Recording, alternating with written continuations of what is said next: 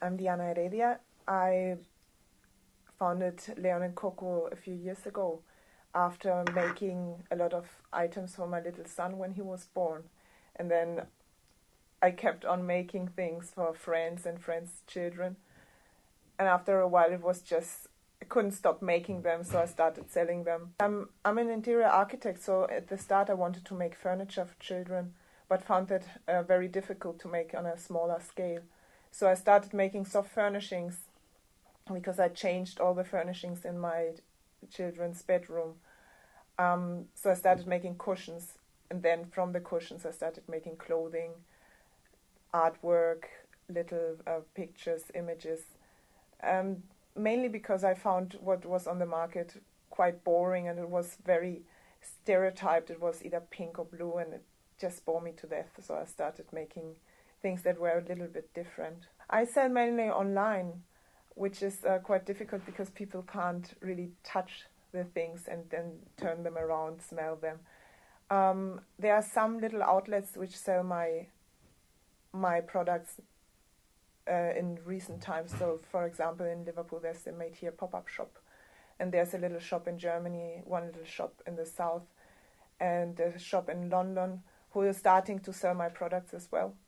The name of my company is Leon & Coco, and it's like it's the name of my children, and I called it like that because it just first of all because they inspire me to make all these things, and second because then I get the drive to get up every morning, come into work and do what I do, and it inspires me to give my best as well.